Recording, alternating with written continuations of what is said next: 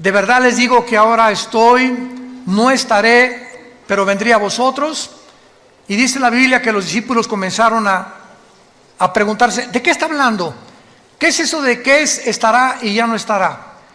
Entonces, más adelante, cuando les abrió el entendimiento en la resurrección, los discípulos comenzaron a entender lo que les dijo cuando Jesús estaba vivo, porque el Espíritu Santo ahora los comenzaba a iluminar. En otras palabras, si tú no tienes al Espíritu Santo, puedes ser una persona muy inteligente, muy intelectual, doctorado en filosofía y letras, doctorado en ciencias políticas, etcétera, etcétera, pero las cosas que están en la Biblia no son para la mente natural, porque la mente natural, dice 1 Corintios 2, del 10 en adelante, no entienden las cosas que son del Espíritu, porque no, para ellos son locura, porque se han de discernir. La mente intelectual es limitada, y al entrar a conectarnos con la mente de Dios, hay condiciones.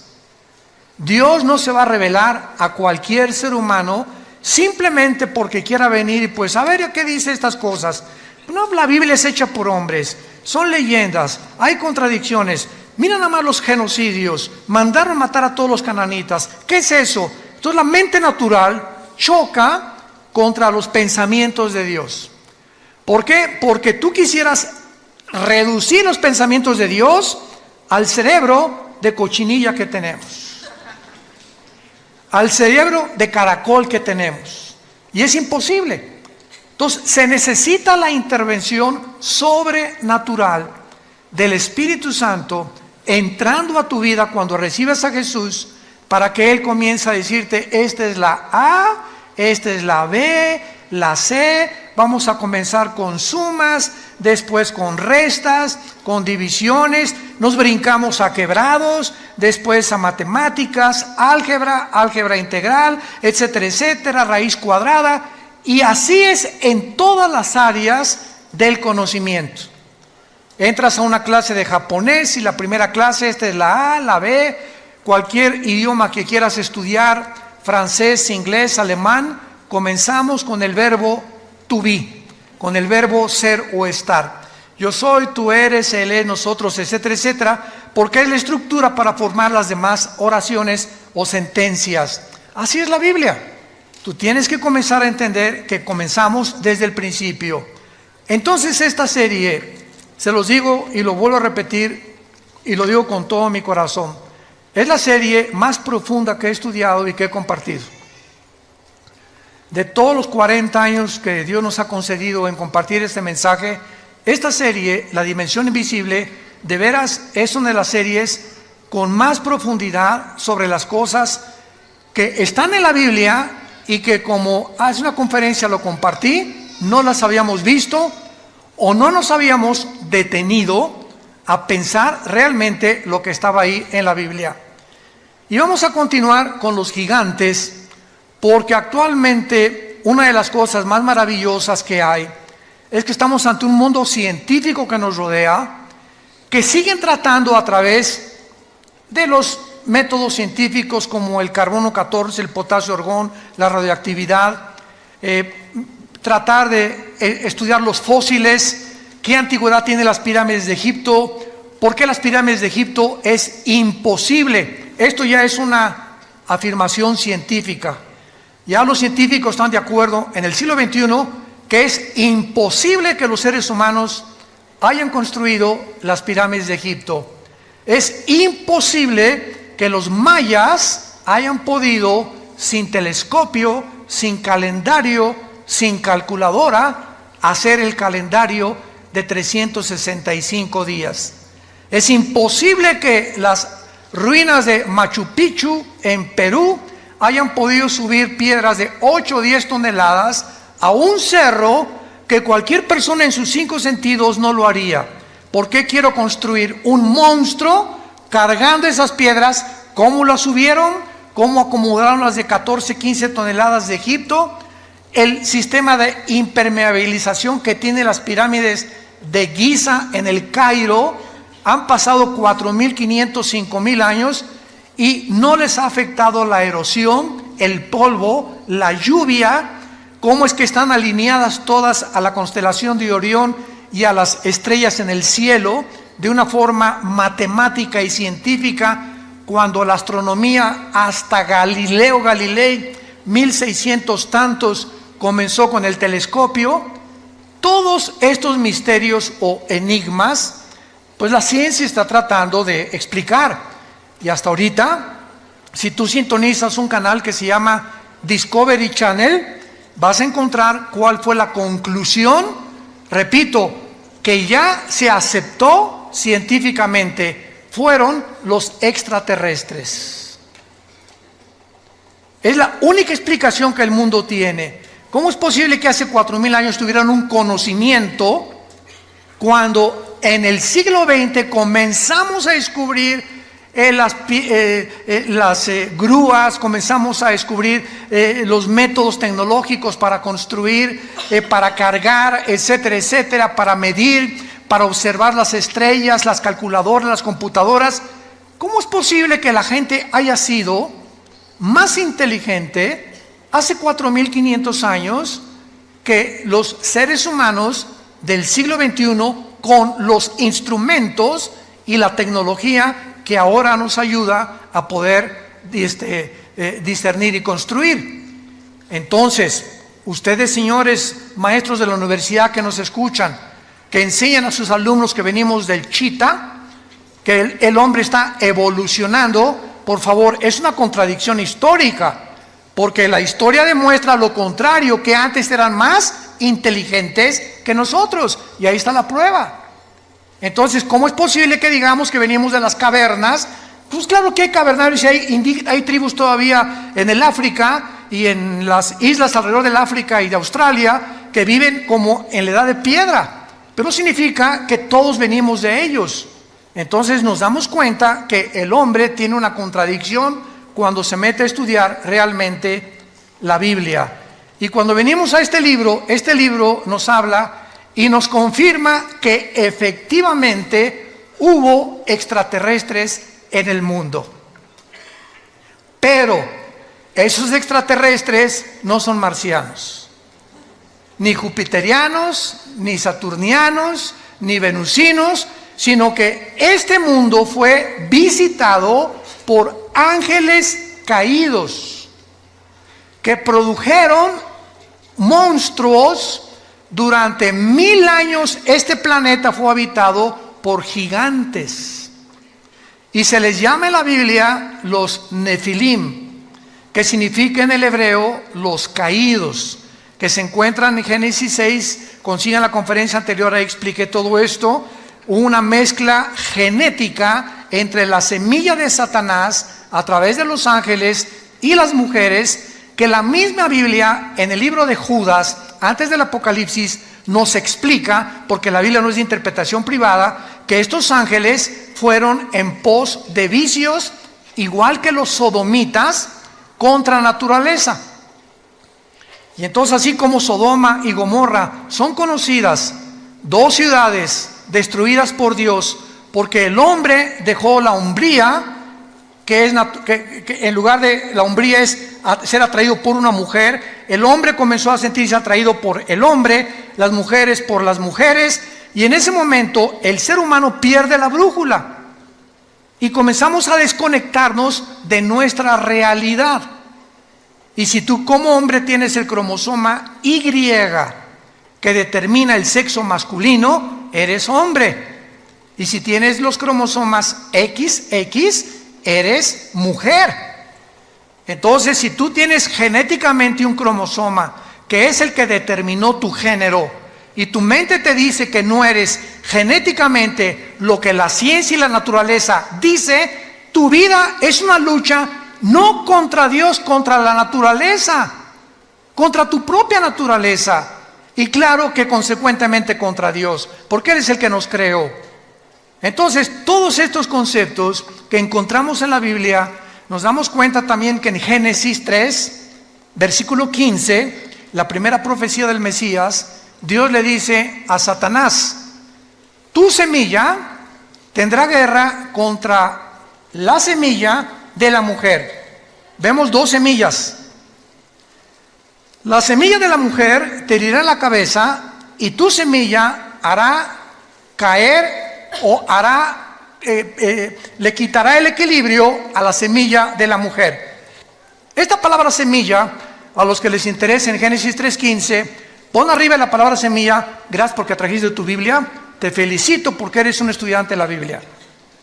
Entonces, si tú trajiste tu Biblia, rápidamente en Génesis 3:15 ponle a la palabra semilla Sera, con Z, que es la palabra hebrea para esperma.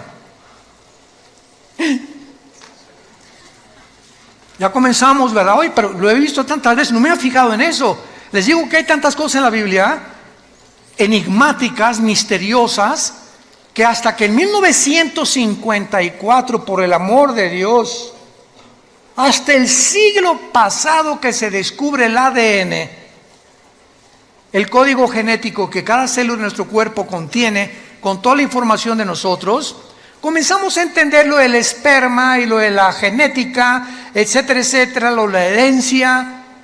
Y la Biblia se adelantó hace 4.500, 5.000 años para decirnos que Satanás tiene esperma.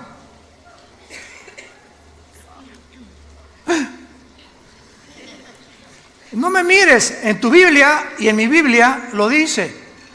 La semilla de Satanás vendría el anticristo. Y de la semilla de la mujer vendría el Mesías. Y comenzamos a interrogarnos. Eso es estudiar profundamente la Biblia. A ver, me voy a detener nada más en este versículo. Número 1, dos misterios. 1, la mujer no contiene la semilla. El que trae la semilla somos los varones. El esperma de mi papá ovuló o fertilizó el óvulo de mi mamá cuando se unieron y se produjo un cigote, y en ese cigote, ya lo comentamos, en ese cigote iba los 23 cromosomas de mi papá, los 23 cromosomas de mi mamá, 46 cromosomas que se juntan en un cigote, y en el momento de la fertilización, señores médicos que nos escuchan, no a las 2 semanas, no a las 4 semanas, no al mes, en el momento de la fertilización, la Biblia dice que ahí se forma la vida humana. Ahí estabas potencialmente tú y potencialmente yo. En el momento que se formó el primer embrión, ahí tú y yo éramos seres humanos con toda la información ya completa, potencial, para irse desarrollando. Tú serás pulmón, tu vesícula, tus riñones, tu sistema nervioso, tus nervios ópticos, tu tímpano, tu piel. Impresionante. Toda esa información codificada en un embrión, en una célula. Entonces ya en el 54, mayor parte de los ya casi ateos ya no hay, comenzaron a darse cuenta que era imposible la evolución. La genética contradice, niega, destruye a cualquier persona que continúe tercamente insistiendo que venimos de tus abuelitos los chitas o de tu padrino el orangután. Imposible genéticamente. Hasta ahorita no hay un cambio, una mutación de una especie a otra especie, pero se sigue enseñando porque el hombre no es posible que descubra en el universo que le rodea los secretos que le pertenecen a Dios. Nuestra mente es demasiado finita. Y aquellos que han luchado contra Dios como los ateos acaban locos. Toda la historia de los ateos del siglo pasado, vean cómo acabaron, todos. Friedrich Nietzsche, Jean-Paul Sartre, Bertrand Russell, el doctor Sam Harris, y todos esos, ¿verdad?, acabaron locos en el manicomio o degenerados sexualmente. Como decía Jean-Paul Sartre, el padre del existencialismo en los 60s, ateo francés, en su libro El Muro, llega un momento en que dice en su libro que me estrello contra la pared, o sea, me doy cuenta que no puedo yo, a través de la investigación científica ni intelectual, ni por más conclusiones e hipótesis que yo pueda hacer, descubrir lo que está detrás de esa pared. ¿A qué le llamaba la pared en su libro? Aquello contra lo cual el ser humano choca por la limitación intelectual con la cual nacimos. No somos dioses. No somos dioses. Los problemas que enfrentamos como matrimonio, como padres, como gobernantes, van mucho más allá de nuestra capacidad para resolverlos. Y por eso el padre, no sé qué hacer con mi hijo, no sé cómo tratar a mi esposa, no sé qué hacer con mi esposo. Tiene una personalidad en la mañana, otra en la tarde y en la noche le digo el anticristo. No sé qué hacer con el gobierno, ¿cuál economía es la mejor? Hijo, ¿a dónde hemos llegado? ¿Cuál sistema, cuál ideología es la correcta? ¿Será el comunismo? ¿Será la democracia? ¿El socialismo? ¿Una monarquía? ¿Qué es lo que funciona? Y probamos una cosa y vamos que fracasó durante más de 70 años como el comunismo y volvemos a desenterrarlo. ¿Por qué? Porque no tenemos respuestas y creemos que regresando a los antiguos patrones vamos a poder a mejorar el patrón el que ahorita está demostrando que también la democracia no es el sistema perfecto de gobierno. Y el hombre se encuentra en Sudamérica, México, Europa, confundido ideológicamente. Ya la China no es comunista, es comunista, capitalista. Hágame el favor. Jesús, María y José y el burrito que los acompaña. Y el comunismo no es comunismo, ya es socialismo también, o también el comunismo capitalista también. O sea, es una confusión y una mezcla de la ensalada del chef, de filosofías unas con otras, como las religiones. Ahorita religiones que es una mezcla de cristianismo con filosofías orientales y con brujería. Vean nomás qué ensalada, lo que meten en una olla, porque el ser humano sigue buscando la verdad. Aquí está. Yo soy el camino, yo soy la verdad, yo soy la vida, dijo Jesucristo hace 2000 años. ¿Dónde está la luz? En tu luz veremos la luz. Les dejo este manual, seres humanos, para que rijan sus vidas, para que controlen sus vidas, para que informen, para que me busquen con todo el corazón y encontrarás la brújula que necesitas para viajar en la peregrinación tan corta que es la vida humana.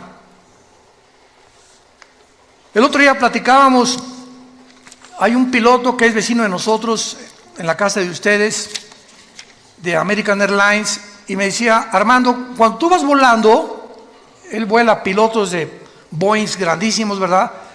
Me dice, ¿sabes? Le digo, ¿y cómo le haces, por ejemplo, si sales de Dallas o sales de Chicago y vas a España, cómo te diriges en el mundo? Claro, su GPS le dice el norte, el sur, lo que tú quieras, ¿no? Le digo, y al llegar a un aeropuerto, por ejemplo, ¿cómo sabes dónde está el aeropuerto, no? ¿Cómo sabes dónde aterrizar? ¿Cómo sabes en qué posición poner para, etcétera, etcétera? Y me dijo, todo es por instrumentos. No tiene nada que ver nuestra capacidad, es por instrumentos. Si tú vas en un barco, un capitán pregúntale, y vas con el timón del barco, ¿cómo sabes en el océano el sur, el norte, el occidente, el oriente, etcétera, etcétera, por las cartas de navegación? Si tú eres un buzo y comienzas a practicar el buceo, yo me acuerdo que bajé hasta 46 metros con Aqualón en los 70s, me invitaron a bucear cerca de Cancún y bajamos muy profundo y me dijo el instructor, mire, habíamos tomado clases durante casi 2 meses antes. Yo ya bajaba casi 10 metros porque fui criado en Acapulco, sin nada, bajaba 10 metros y sacaba ostras y todo, sin ningún aparato, y mis oídos resistían 10 metros de profundidad. Y me creía muy salchicha aquí, ¿no? Aquí, muy aquí. Y me dice mi instructor, nunca bajes sin un reloj que te diga dónde estás. Yo, ¿cómo? Me dices que cuando buceas, pasando los 25 o 30 metros, el buzo no sabe si está bajando, si está así, o si está así, o si está subiendo. Entonces necesitamos un reloj que nos diga abajo que vas bajando o que ya vas subiendo. Y también me dijo, cuando subas a la superficie, nunca subas así derechito, verticalmente, porque se te pueden formar burbujas de oxígeno en la sangre y te mueres. Entonces, ¿cómo se sube? Así. poco a poco para que tu cuerpo se vaya adaptando después de 30, 40, 50 metros o más, y así, porque esas son las reglas del buceo. Ahora, para vivir, ¿necesitamos una carta de navegación? ¿Necesitamos instrumentos? ¿Saben ustedes que sin esto estás perdido? Y esta es la razón por la cual tu vida está naufragando, porque estás en un océano, que es la vida, donde a tu familia la estás llevando a los arrecifes tal vez. Vas volando con tu familia en un avión sin saber a dónde vas a llevar a tu familia, porque según tus suposiciones estás bien, pero no has querido tener la humildad que choca contra tu orgullo de reconocer que necesitas a Dios. Y estás buceando con tu familia y estás hundiendo a tu familia en lugar de estar sacándola a la superficie. ¿Por qué? Porque no tienes cartas ni instrumentos que te digan a dónde dirigirte. Entonces, si Dios existe, es lógico que nos haya dejado un manual, y es la Biblia. El primer libro en haber sido impreso en la imprenta de Gutenberg. El primer libro en haber sido impreso. El libro más vendido y más traducido a más dialectos, y el más vendido de casi después de 1500 años en las librerías. Sigue teniendo el récord de ventas en el mundo. Es el bestseller. Y casi la mayor parte de las personas que la compran la Biblia, la tienen en su casa llena de polvo. Ahí la tienen de vez en cuando. No, pues sí, ¿verdad? Porque no han sido movidas por el Espíritu Santo a descubrir y a comenzar a caminar con Dios. Si tú le dedicas 15, 10, 20 minutos en la mañana y antes de acostarte a leer la Biblia. Muy bien. Vemos nosotros en el Antiguo Testamento que cuando se mezclaron los ángeles con las mujeres, Génesis capítulo 6, no sabemos qué pasó. Lo único que sabemos es que hubo un producto. Mezcla ángeles, seres humanos. Hubo un producto que se llamaron los gigantes. Génesis 6, versículo 4. Y estos gigantes se tradujo de la palabra Nefilim. Nepilim, N de enana, P de papá, con H intermedia. Nepilim, que significa los caídos. Estos Nefilim o estos gigantes estuvieron desde el tiempo del diluvio hasta el tiempo de David. Recuerden en 1 Samuel 17 que uno de estos descendientes de los gigantes, de los Nefilim, se enfrentó al ejército de Saúl, ¿se acuerdan? Es una historia de la escuela dominical. Y entonces este gigante se llamaba Goliat y tenía 4 otros hermanos de gigantes. Y David se enfrentó con él y sabemos la historia con la onda, ¿verdad? Que le pegó aquí exactamente en el entrecejo y cayó el gigante, agarró David la espada y le cortó la cabeza. David fue el último en la Biblia que terminó con la raza de gigantes. Ahora bien, vayamos a introducirnos un poco más en la Biblia. Veamos en el libro de Deuteronomio a estos gigantes que tal vez tampoco ni siquiera se predica de esto, desgraciadamente. Vamos a comprobar y a corroborar de qué manera poblaron el mundo antiguo y de qué manera estos gigantes eran enemigos tanto de Dios como del pueblo de Dios. Y estos gigantes también fueron los que impidieron o trataron de impedir que cuando Moisés, Números capítulo 13, envía a los espías, ¿se acuerdan? A Canaán. Se encuentran con estos gigantes en Canaán, tenían controlado Canaán, que era la tierra que le correspondía al pueblo de Israel, y regresan con Moisés. Moisés no, Canaán está, unos hombres parecíamos langostas comparados con ellos. Y solo Josué y Caleb dijeron, el gigante más grande es Dios. Y si Dios es nuestro gigante, es más grande que estos gigantes y podemos entrar a Canaán. Que es la mentalidad que el cristiano tiene que tener. Pero vamos a ver algunos pasajes en la Biblia para que hagamos estos descubrimientos maravillosos. En Deuteronomio capítulo 2, versículo 10 y 11, dice así: los emitas. Habitaron en ella antes pueblo grande y numeroso y alto, alto como los hijos de Anac. Por gigantes eran ellos, tenidos también como los hijos de Anac, y los moabitas les llamaban emitas. Vamos a comenzar a descubrir que esa tierra prometida que Dios le dio a Abraham, en Génesis 12, para que entraran, la poblaran y se establecieran y criaran a sus hijos ahí, cuando salieron de Egipto y vagaron por el desierto, no pudieron entrar durante 40 años al lugar que Dios les tenía asignado para poder establecerse como el pueblo y poder dispersar el conocimiento de Dios en todas las naciones. Entonces, la tierra de Canaán estaba poblado por puras tribus de gigantes. Y comenzamos a ver que los semitas eran gigantes y los hijos de Anac o anaseos eran gigantes y los emitas eran gigantes. Versículo 19 al 21 del mismo capítulo 2 de Deuteronomio. Dice así: y cuando te acerques a los hijos de Amón, aquí estamos, otra tribu que se llama los amonitas, no los molestes ni contiendas con ellos, porque no te daré posesión de la tierra de los hijos de Amón. ¿Cómo? ¿Verdad? Pues a los hijos de Lot la he dado por heredad. Por tierra de gigantes fue también ella tenida.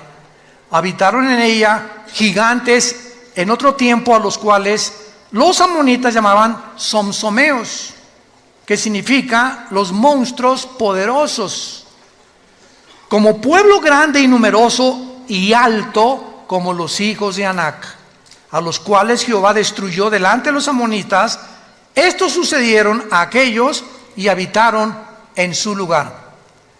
Brinquémonos al libro de los Números, capítulo 13, en la famosa expedición que tuvieron los judíos para asomarse a la tierra que estaban habitando precisamente los gigantes, y descubrir que esto fue precisamente lo que les impidió a ellos entrar a Canaán. Dice Números 13, 32 y 33.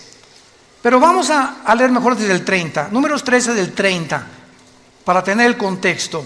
Entonces Caleb, aquí ya regresaron de espiar la tierra de Canaán, hizo callar al pueblo delante de Moisés y dijo: subamos luego y tomemos posesión de ella, porque más podremos nosotros que ellos. Mas los varones que subieron con él dijeron: no podremos contra aquel pueblo, porque es más fuerte que nosotros. Y hablaron mal de los hijos de Israel, de la tierra que habían reconocido, diciendo: la tierra por donde pasamos para reconocerla es tierra que traga a sus moradores, y todo el pueblo que vimos en medio de ella son hombres de grande estatura. También vimos allí gigantes, hijos de Anac, o sea, los anaseos, raza de gigantes, y éramos nosotros, a nuestro parecer, como langostas, y así les parecíamos a ellos. Vemos pues que este mundo estuvo infiltrado en el tiempo de los antiguos, de nuestros antepasados, por gigantes. La arqueología y la paleontología moderna lo ha descubierto, y han encontrado fósiles de estos huesos de los gigantes también. Y la mayor parte de las veces es impresionante lo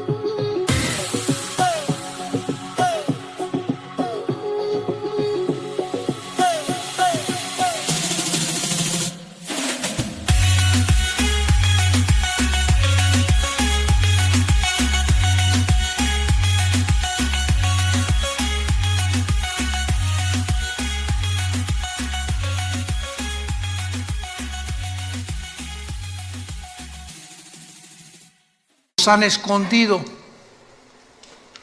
Porque en el día que realmente se demuestre que no venimos del chango, ni del cavernario Galindo, ni de los cavernícolas, etcétera, etcétera, sino que hubo algo que ayudó a nuestros antepasados a dejar su huella en las pirámides de Egipto, en Machu Picchu, en Stonehenge en Inglaterra, cerca del mar de Galilea en Israel, en los mayas aquí en nuestra población, en el continente americano. Entonces la pregunta de los científicos es: ¿de dónde salieron? ¿Qué vamos a hacer con lo que hemos enseñado? Que venimos de los cavernícolas y no, seguro los extraterrestres. Pues claro que fueron los extraterrestres mezclados con seres humanos que se llamaron los Nefilim, los que ayudaron a todas estas personas a levantar las construcciones, las obras. Y esto les quiero anunciar ahora. En 3 semanas volví a reeditar el libro que acabo de escribir, Los Ángeles Caídos. Pero ahora me lo está editando Editorial Berea en Miami y va a salir en 3 semanas con mucha más información, mucha mejor presentación. Ya está en 23 distribuidoras en Estados Unidos. Y en este libro explico todo lo que en esta serie, o en parte de la serie, estoy compartiendo. Acerca de los ovnis, de dónde vinieron los ovnis, quiénes son los ovnis, quiénes tripulan los ovnis, no son marcianos tampoco, lo de la brujería, lo de las piedras angulares, lo de las piedras que no pueden entender quién las cargó, etcétera, etcétera, para que entendamos que en la Biblia se encuentran los secretos de la sabiduría y del conocimiento, que la ciencia nunca podrá con su investigación disque intelectual, entender lo que va más allá de nuestra capacidad para comprender. Veamos ahora algo tremendo en el libro de Isaías capítulo 14. Esto está tremendo. Y aquí se nos revela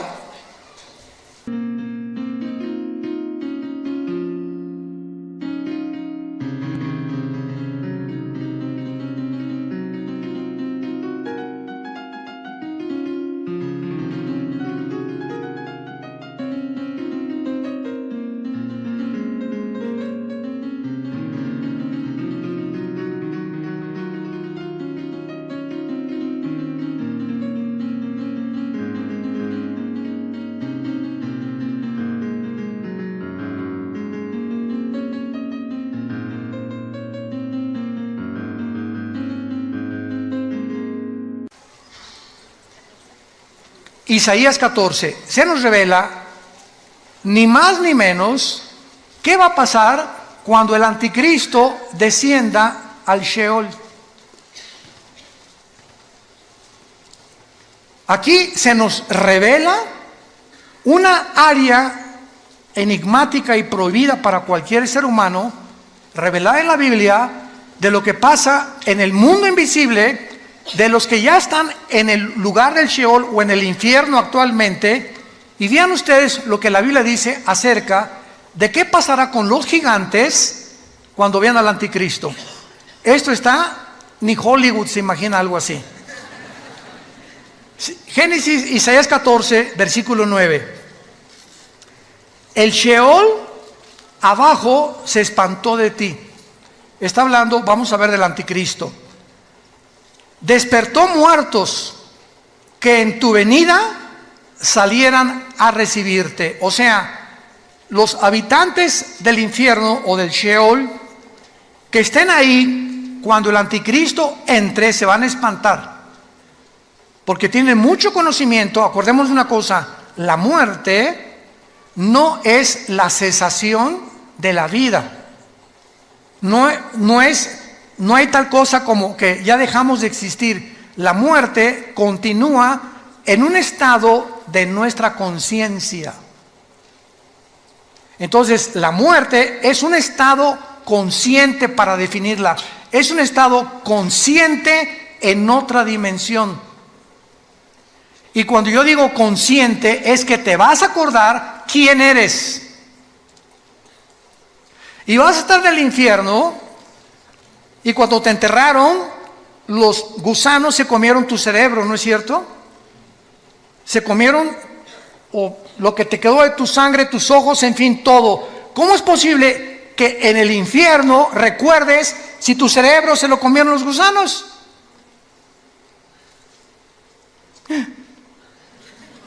¿A qué concluimos? Que la memoria, los sentimientos y las emociones no están en el cerebro. Continúan estando con nosotros sin el cerebro que teníamos, por lo que pertenecen a la dimensión espiritual. Como los sueños. Los sueños son viajes. No marihuanos, ¿verdad? Desde luego. A menos que, quién sabe que te metes antes de acostarte, ¿verdad? Pero hacemos viajes con lugares, personas. Estamos en un mundo, estamos en una dimensión que el cerebro, así como el hígado produce la bilis y el estómago los jugos gástricos, el cerebro no produce los sueños ni los pensamientos tampoco. Los pensamientos trascienden al cerebro, y en la neurología se ha tratado, pues aquí en esta zona del hemisferio izquierdo del cerebro hay esto, en el derecho hay esto, estas cosas son lo que más o menos han tratado de ver que está conectado. Pero nos damos cuenta que la Biblia nos muestra que los muertos están conscientes. ¿Y cómo lo pueden estar si mi cerebro está en la tumba? ¿Cómo puedo ver en la otra vida si mis ojos se los comieron los gusanos? Y en la otra vida, la Biblia nos relata que los muertos, tanto los que están en el cielo como los que están en el infierno, ven, oyen, están conscientes. Mantenemos la conciencia durante toda la eternidad, para bien o para mal. Aun cuando nosotros, cuando muramos, ¿verdad?, con Cristo, dichosos los que mueren en Cristo porque han descansado de sus obras del pasado, mantenemos la conciencia, pero dicen en Isaías que será renovada nuestra mente, nuestra conciencia, porque tendremos un cuerpo como el de Cristo cuando Él resucitó, glorificado como el de Él. Isaías 14. El Sheol se espantó, despertó muertos que en tu venida salían a recibirte, hizo levantar de sus sillas a los príncipes de la tierra, a todos los príncipes de la tierra y a los reyes de las naciones. Qué interesante que mientras estamos en vida anhelamos puestos políticos. Quisiera yo ser rey. Yo sueño con un príncipe azul. Y ahorita los príncipes azules, como el príncipe Harry y Meghan, huyeron del palacio. No quieren saber nada de la monarquía. No sabes el precio que se paga viviendo en unas condiciones bajo la realeza y los protocolos. Le decían a Meghan, tú no puedes usar zapatos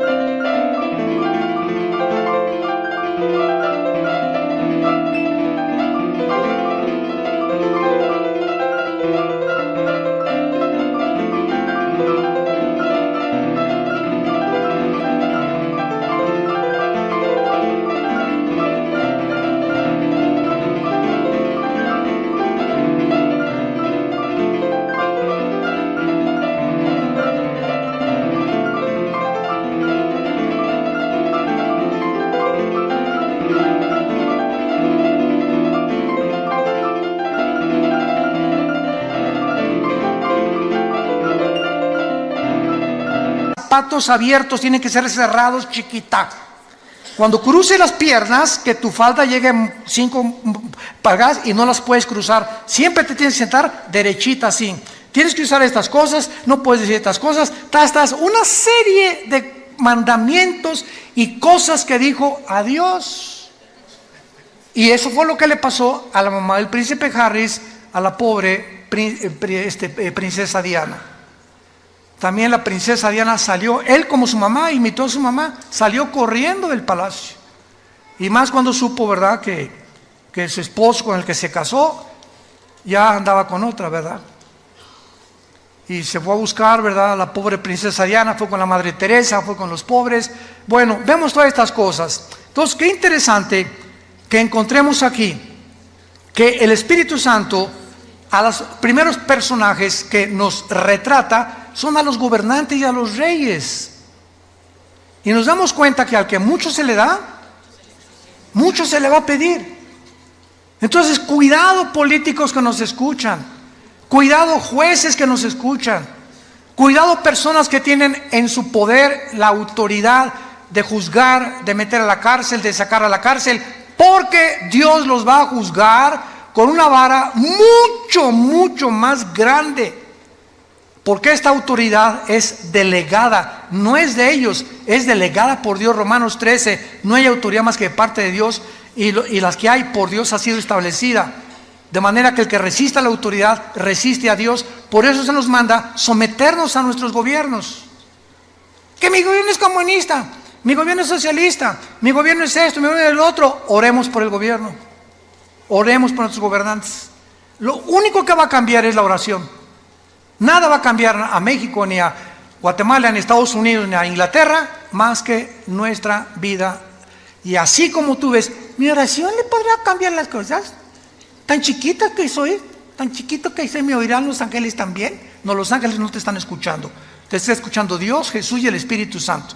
Y así como estás de chiquita y pareces que no valemos nada, cuando nos hincamos, movemos la geografía cósmica y movemos el cosmos con la oración de un solo santo. Puede mucho, al grado que Elías detuvo la lluvia 3 años y medio.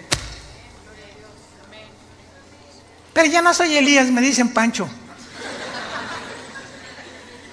Dice en Santiago capítulo 5, Elías oró y la oración del justo puede mucho. Dándonos un ejemplo nada más, que cuando tomas en serio a Dios, no te imaginas el poder de la oración. No nos imaginamos. Y más cuando oramos todos. Vamos a orar todos diario ahora por nuestro gobierno. Que Dios les dé sabiduría, que México tenga paz. Y dice a continuación, versículo 10, todos ellos darán voces y te dirán, ¿tú también te debilitaste como nosotros y llegaste a ser como nosotros? O sea, cuando el anticristo gobierne, todo el mundo lo va a ver. ¿Quién como él? Dice Apocalipsis 13. Y con poderes, y va a hacer que caiga fuego del cielo y milagros, esto y el otro. Una inteligencia diabólica increíble. Va a resolver los problemas de la economía, de la pobreza, todo va a ser un genio que el mundo se va a hincar delante de él y va a decir, este es el Mesías, este es el líder que necesitaba el mundo. Y cuando baje al infierno, los que murieran antes que en él, decir, ¿eras tú? ¿Tú eras esa chinche que estabas ahí brincando como en un comal cuando estabas vivo? Ahora eres igual que nosotros. Qué impresionante es esto, pero lo más impresionante es lo siguiente. Dice la Biblia, el versículo 10, darán de voces y te dirán todo lo... Pero la palabra, apunten ustedes por favor, en el versículo 9, el Sheol abajo se espantó de ti, despertó muertos. Esa palabra muertos es la palabra Refaim, que es otra de las palabras hebreas para los gigantes y para los nefilim.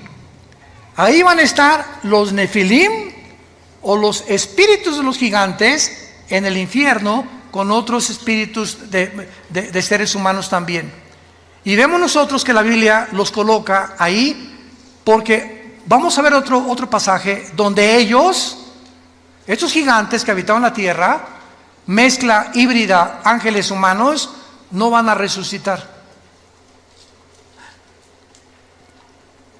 Tanto los buenos como los malos vamos a resucitar, ¿correcto? Por más malo que seas, después del milenio, Apocalipsis 20 del 11 al 15, el juicio del gran trono blanco es la resurrección, que es la segunda muerte de los incrédulos. Isaías 26, demos la vuelta ahí.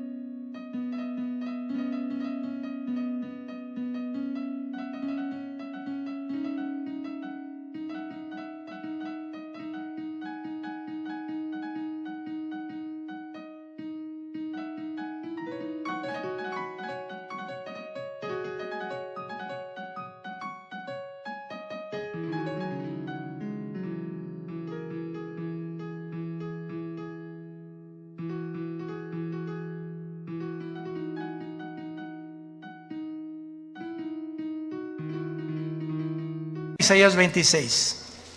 Dejamos a la Biblia seguir hablando. Génesis 26.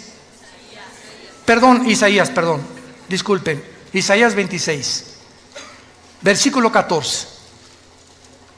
Vean nada más este versículo. Isaías 26, 14. Muertos son, no vivirán. Han fallecido, no resucitarán. A ver, espérenme tantito. Usted oiga, maestro del Instituto Bíblico, maestro de teología, ¿quiénes no van a resucitar? Tanto los buenos como los malos. ¿Quiénes son? ¿Qué género o qué entidad espiritual está mencionando aquí que ellos no van a resucitar?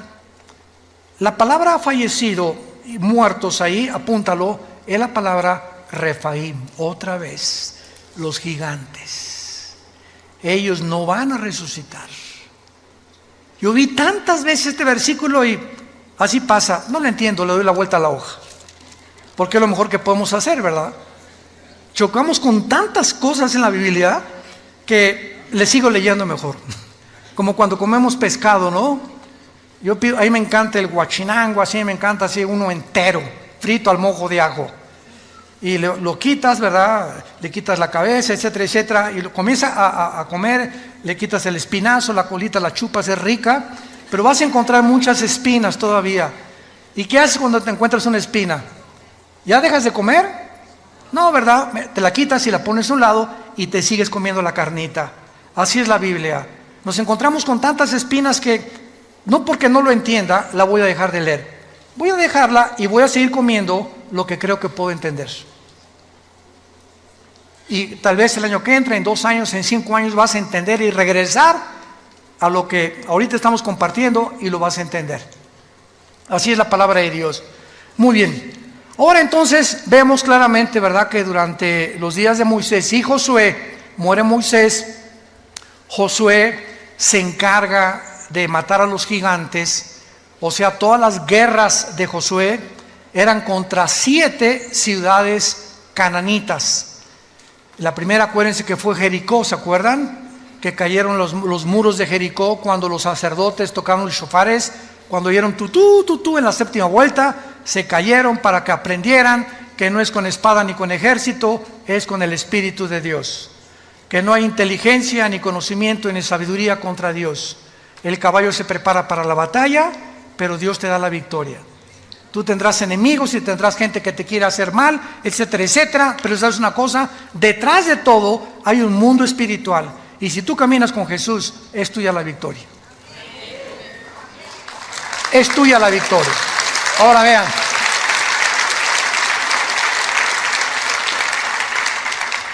Josué, todo el libro de Josué se trata precisamente de la lucha contra los cananitas. Y termina Josué, ¿verdad? Y no terminó la lucha contra los cananitas, simplemente porque después de Josué vino una época que se llamaron los jueces. Y los jueces, todos fracasaron, entre ellos fue Sansón, Gedeón, que son muy famosos. Israel pecaba contra Dios, Dios los juzgaba y les mandaba un juez. Pecaba contra Dios y les mandaba un juez. El libro de los jueces es el libro más oscuro, donde las tinieblas más grandes cubrieron la tierra de Israel. Y entonces después de los jueces, pues ya vinieron, ¿verdad?, el primer rey que Dios les manda a Saúl, que Dios no quería que Saúl fuera rey tampoco. Vino David, que era el ungido de Dios, y después de David vino Salomón. Y fue hasta el reino de David. Vayamos a 2 de Samuel, capítulo 21, y veamos cómo fue David el que acabó con esta raza de gigantes. Por eso se le llama a David el guerrero más grande de la Biblia, a Salomón el hombre más sabio.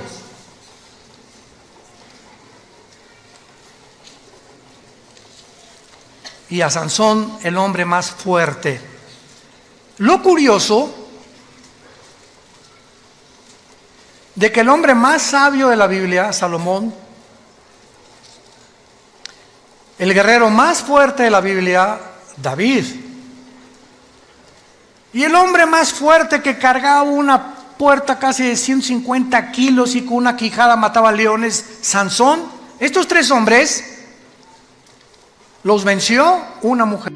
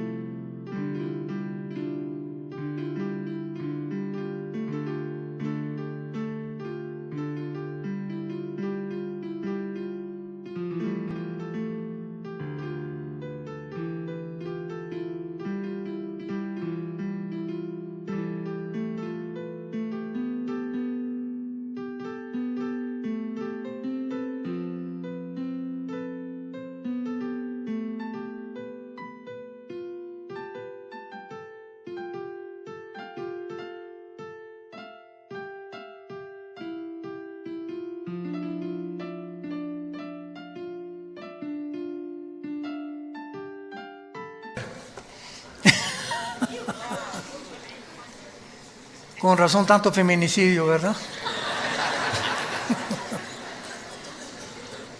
Una sola mujer fue la causa y Dios lo deja.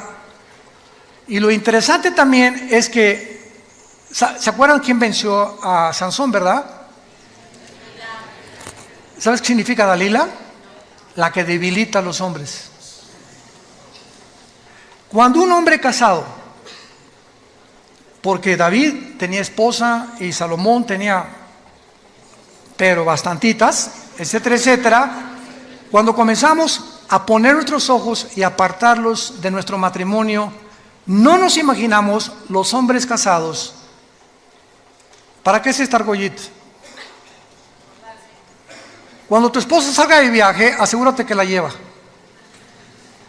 Esta argollita, cuando vas en el avión, cuando vas a una reunión, un restaurante, cualquier mujer que ve en un hombre esta argollita, a la mujer le dice que estás fuera del mercado.